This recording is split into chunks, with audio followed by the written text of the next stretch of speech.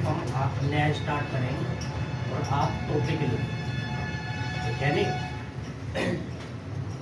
ये टॉपिक है गुणनखंड। टॉपिक कहीं पे है वो भाई गुणनखंड, गुणनखंड पे आधारित, फैक्टर पे आधारित। इसमें बहुत सारे टाइप बनेंगे, उन टाइप को हम लिखेंगे पहले और एक एक करके उनको सीखेंगे। तो जैसे आप पहले सबसे पहले टाइप ही लिख लो, type number 1, type number 2, type number 3, type number 4, type number 5, type number 5, 6 type इसमें बनेंगे। इसके अंदर एक एक टाइप करके हम इसको लेंगे, ठीक है नहीं। तो टाइप नंबर 1 लिखेंगे अभाज्य गुणनखंड की संख्या, अभाज्य गुणनखंड की संख्या कैसे निकालनी है। अभाज्य गुणनखंड की हमें संख्या निकालनी है, ठीक है नहीं। अभाज्य गुणनखंड की संख्या, फिर वो आपसे पूछेगा दूसरे टाइप में हम बनाएंगे कुल गुणनखंड की संख्या, ठीक है नहीं। कुल गुणनखंड की संख्या हम कैसे निकालेंगे। दूसरा टाइप ये बन के आएगा कुल गुणनखंड की संख्या। तीसरा टाइप हम निकालेंगे विषम गुणनखंड की संख्या, विषम गुणनखंड की संख्या, विषम गुणनखंड की संख्या निकालेंगे। चौथा टाइप हम सीखेंगे सम गुणनखंड की संख्या, सम गुणनखंड की संख्या, यानी और जी पांचवा टाइप हम सीखेंगे पूर्ण वर्ग गुणनखंड की संख्या, पूर्ण वर्ग गुणनखंड की संख्या, पूर्ण वर्ग गुणनखंड की संख्या। एक टाइप और इसमें हम सीखेंगे टाइप नंबर 6, यानी जो भी छोटा मोटा होगा, जो छोटा मोटा होगा हम इसमें लें। तो आपको ये आज की क्लास में ये सीखना है, ये आज की क्लास का आपका मटेरियल होगा और ये परीक्षाओं में भी पूछा जाता है भाई, समझ रहे हो। अभाज्य गुणनखंड की संख्या, कुल गुणनखंड की संख्या, विषम गुणनखंड की संख्या, सम गुणनखंड की संख्या, पूर्ण वर्ग गुणनखंड की संख्या और इसी मतलब जो एक आध तरह का सवाल रह जाएगा मैं इसमें ले लूँगा टाइप 6, समझ रहे। अब हमें एक एक टाइप करके उसके कॉन्सेप्ट को समझना। पहले हम उसका पूर्ण रूप सीखेंगे, मतलब इसको कैसे क्या होता है, कैसे करते हैं। फिर हम उसको शॉर्ट हल सीखेंगे कि इसको छोटे तरीके से कैसे करना, तरीके सारे सीखेंगे, समझ रहे हो। तो पहले बताओ ये क्या है, अभाज्य संख्या है भाई, यानी कि अभाज्य गुणनखंड की संख्या ज्ञात है। आपको ये पता है अभाज्य संख्या क्या होती है, क्या होती है, जो दो सनापट वो अभाज्य होता है, जो 100 से विभक्त होती है उनको बोलते हैं अभाज्य गुणनखंड। अभाज्य सबसे छोटी अभाज्य संख्या क्या होती है, 2, यानी अगर आपको नहीं पता तो ये सवाल भी बहुत बार पूछा जाता है कि सबसे छोटी अभाज्य संख्या क्या होती है, 2। फिर उसके बाद 3, फिर 5, फिर 7, फिर 11, फिर 13, फिर 17, 19, इस तरह होती है। यानी ये तो पता होगा आपको। तो सबसे पहले आपको ये ज्ञान होना चाहिए भाज्य संख्या होती क्या है, यानी अब आप ये टाइप नंबर 1 डालें और उसका पूरा इतिहास भूगोल पढ़ें, यानी पहले कॉन्सेप्ट समझे और फिर हम क्या है इस पर आधारित आपको मैं सवाल दूंगा, ठीक है। जैसे वो आपको क्वेश्चन देगा, क्वेश्चन को इस तरह बोलेगा भाई, जैसे क्वेश्चन में ले रहा पहले उसने मुझे एक कोई भी संख्या दे दी, छोटी ले रहे पहले। उसने कहा भाई 24 के अभाज्य गुणनखंड की संख्या बताओ कितने हैं। 24 के अभाज्य गुणनखंड, यानी कि 24 को काटने वाले वे गुणनखंड बताओ जो अभाज्य है, इस तरह सवाल, ठीक है नहीं।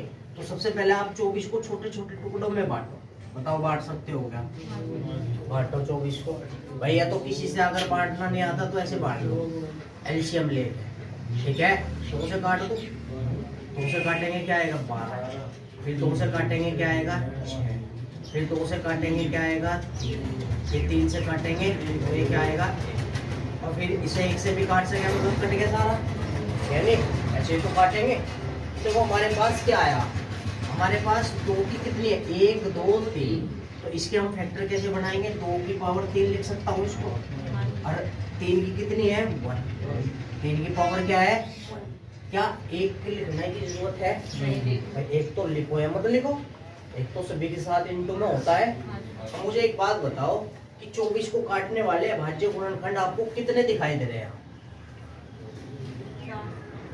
भाई, देखो ये एक तो ये आया, तो एक ही आया, तो एक ही आया और एक ही आया, यानी तो कितने हैं 4।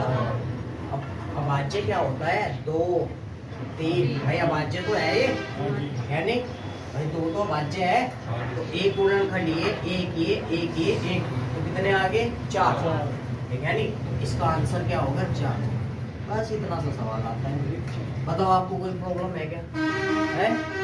यानी कि हमें क्या चेक करना, एक संख्या देगा और एक संख्या देने के बाद उसके हमें गुणनखंड बनाने, ऐसे गुणनखंड बना लोगे और जो हमारे गुणनखंड आएंगे अभाज्य उनको ऐड कर लेंगे, समझ रहे नहीं?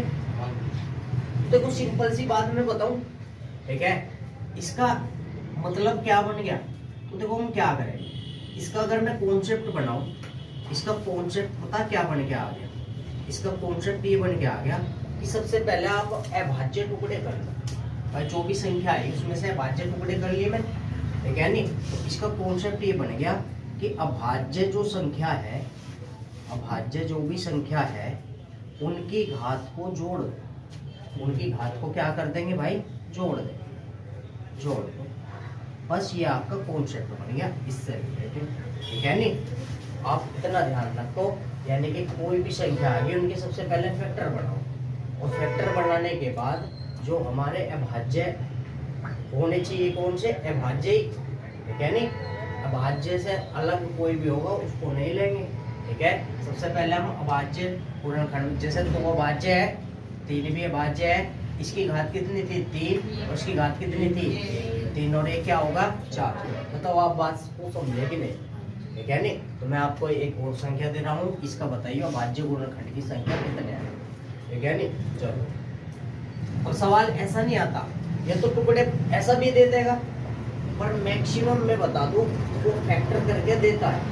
जिससे सवाल ऐसे आते हैं एग्जाम में, वो आपसे पूछ लेगा 2 की पावर 9 है, 3 की पावर 5 है, और जी उसने आगे दिया हमें, ठीक है नहीं, 7 की पावर 2। उसने मुझे ये सवाल दे दिया और उसने मेरे से ये पूछा कि इसमें आप अभाज्य गुणनखंड की संख्या बताओ कैसे बताएं। तो मुझे क्या करना, मेरे पास तो है कॉन्सेप्ट, क्या कॉन्सेप्ट है कि सर जो भी अभाज्य घात है, अभाज्य की घात है उनको जोड़ना, ठीक है नहीं। देखो ये 2 अभाज्य है क्या, तो कितना आ गया 9, ठीक है, ये भी अभाज्य है 5 और वो भी अभाज्य है, तो आप इनको जोड़ दो, 9 5 14 2 16, तो आंसर क्या आ जाएगा 16। किसी को कोई प्रॉब्लम होगी, क्योंकि बहुत छोटा सा सवाल है,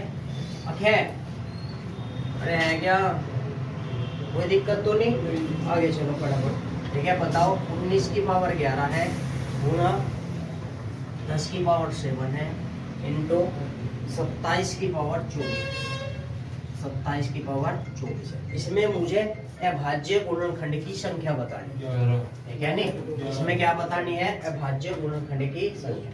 पहले ये बताओ, ये 2 सवाल कराए कौन से क्लियर है क्या, ठीक है नहीं। ये तो आगे, अब आगे देखो, ध्यान से देखो, ज्यादा देखो, बुद्धिमान स्टूडेंट वो है जो उतारे भी, समझे भी, सुने भी, ठीक है नहीं, सारे काम करने पड़ेंगे।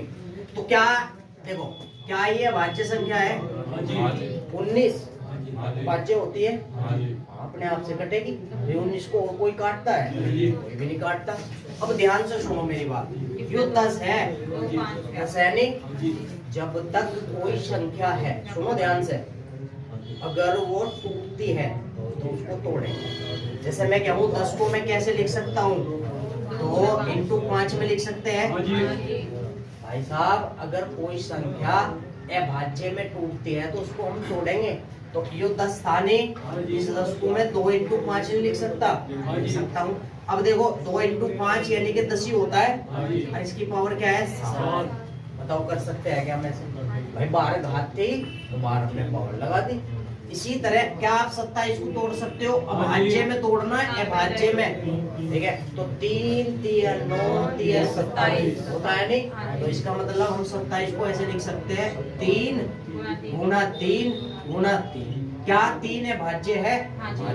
तो हम इसको भी तोड़ सकते हैं, यानी कि इसकी पावर क्या है? 24। बताओ इसमें कोई प्रॉब्लम है क्या? ये सवाल आता है एग्जाम में इस तरह का, ठीक है नहीं? अब एक प्रॉपर्टी आपको और सीखनी पड़ेगी। अगर कोष्ठ है और अंदर पद है, जितने भी है, और बाहर घात है, तो सब पे होगी। इसे मैं लिखूंगा x2 y2। जितने भी अंदर डिजिट है और बाहर घात है, सब पे होगी। तो इसका मतलब तो मैं ऐसा लिख सकता हूँ, ये तो होगा 19 की 11, यो 2 की पावर 7 लिख सकता हूँ। इसको क्या लिख सकता हूँ? 5 की पावर 7। इसको क्या लिख सकता हूँ? 3 की पावर 24। इसको क्या लिख सकता हूँ? 3 की पावर 24। इसको क्या लिख सकता हूँ? 3 की पावर। बताओ लिख सकते हैं नहीं? अब देखो क्या ये अभाज्य है, ये अभाज्य है, ये भी अभाज्य, ये भी अभाज्य, ये भी अभाज्य, ये भी अभाज्य, सारी अभाज्य मिलेगी।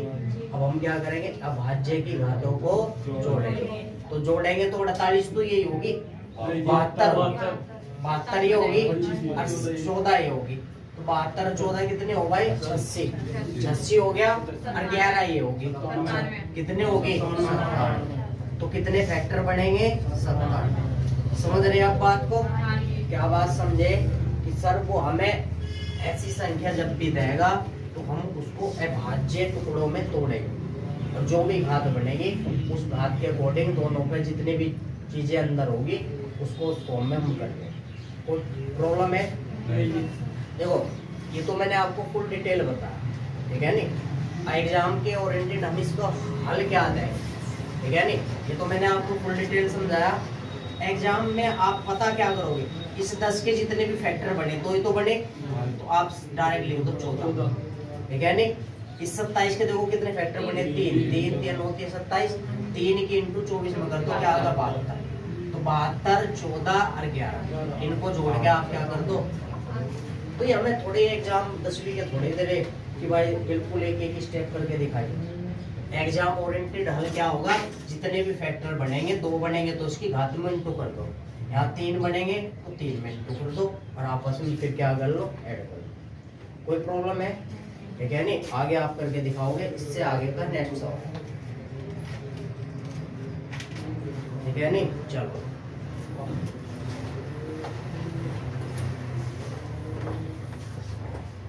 क्वेश्चन नंबर पता नहीं कौन सा, 12 की पावर 10 है और 16 की पावर 17 है, इंटू 8 की पावर क्या है? 10, ठीक है नहीं? सबसे पहले आप ये सोचो, क्या आप इन्हें अभाज्य संख्याओं में तोड़ सकते हो? तोड़ सकते हो? इस 12 को अभाज्य संख्या में तोड़ सकते हो? छोटी छोटी संख्या में तोड़ सकते हो 12 को? तोड़ो, कैसे टूटेगा? है कैसे टूटेगा? ये ऐसे टूटेगा, 2 इंटू 2 इंटू है भाई, ऐसे ही तो टूटेगा। 2 दूनी 4 ये 12 हो गया, ठीक है? अब 16 बताओ कैसे टूटेगा? 16 कैसे? 2 दूनी 4 दूनी 8 दूनी 16, ऐसे फॉर्म में टूटेगा, ठीक है नहीं? तो यानी कि ये टूट गया 4 फॉर्म में। कैसे टूटेगा भाई? 2 इंटू 2 इंटू 2 इंटू 2, और इसकी पावर क्या आती है? 17, इसकी पावर क्या है? 10, ठीक है? 8 कैसे टूटेगा? 2 इंटू 2 इंटू 2, ठीक है नहीं? यानी कि ऐसे टूट गया 2 इंटू 2 इंटू 2, और इसकी पावर क्या है? 10, ठीक है नहीं? आपको एग्जाम में करने की जरूरत भी नहीं है, ये तो आपके माइंड में होने चाहिए। ये टुकड़े अंतर भी पा रहे हैं आप दिमाग में, तो आपको देखो ये 3 हुए थे नहीं, इसमें 3 टुकड़े बने हैं तो 3 दाई 30, इसमें 4 बने तो 17 चौका 68, इसमें 3 बने तो 30, 28 उनको जोड़ना बड़ी बात है कहा इसमें। तो ये तो आगे 30, ठीक है? ये कितने आ जाएंगे? 17 चौका 68, ठीक है नहीं? क्योंकि इसमें बनेगी अलग अलग बनेगी नहीं, और ये आएगा 30, और इसको सारे को जोड़ लो तो 30 30 60 120 128 फैक्टर हमारे बनेंगे। ठीक है नहीं। इस सवाल में मेरे हिसाब से किसी को कोई प्रॉब्लम नहीं है, ओके ठीक है नहीं। इससे रिलेटेड में एक सवाल और ले रहा हूँ, ठीक है नहीं।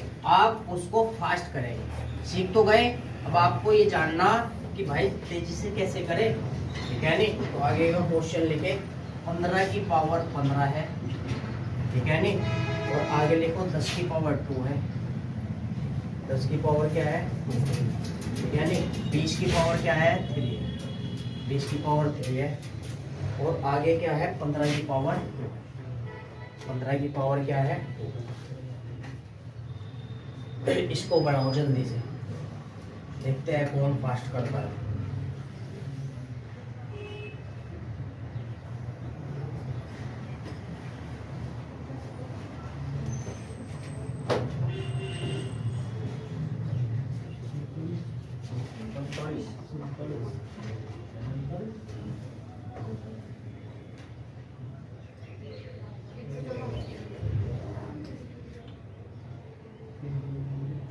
सबके डिफरेंट आंसर क्यों आ रहे हैं?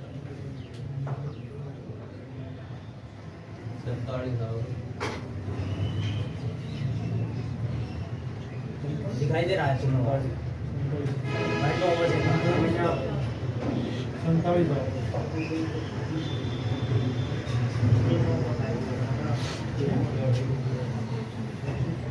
इतना टाइम नहीं लगने का इसमें। 15 के ऐसे टुकड़े दो करो, 3 5 15 हो गए, 2 ही तो टुकड़े हुए, जितने टुकड़े हुए इसमें कर दो, 30 आ गया क्या, 2 हुए। 10 के कितने हो गए, 2 पंजे 10, 2 टुकड़े, 2 इंटू 5 होगा नहीं, टुकड़े देखो कितने बनेंगे, 2 दूनी क्या आ गया 4। इस बीच में देखो 2 दूनी 4, 4 पंजे 20, 3 बनेंगे, 3 से कितने 9, 3 9 हो जाएगा। 15 के कितने बनेंगे, 3 पंजे 15, 2 दूनी 4, ये फैक्टर बनेंगे। ऐसा करना है एग्जाम में बस।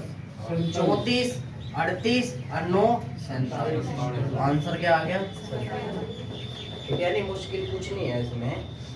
देखो एक टाइप मैंने आपका करा दिया, कौन सा पढ़ा आपने, अभाज्य गुणनखंड की संख्या कैसे निकालते हैं, ठीक है नहीं। इसका कॉन्सेप्ट क्या है, अभाज्य संख्या की जो भी घात है उनको ऐड कर दो बस, ठीक है नहीं। अगर हमें वो संख्या बड़ी दे तो उसको क्या करेंगे, सबसे पहले तोड़ लेंगे। अभाज्य में जैसे 15 है, ठीक है नहीं, तो तोड़ के अलग अलग घात चढ़ा के जब इसको ऐड, क्लियर होगी बात है। अब टाइप 2 डालो फटाफट, ठीक है नहीं, टाइप नंबर 2।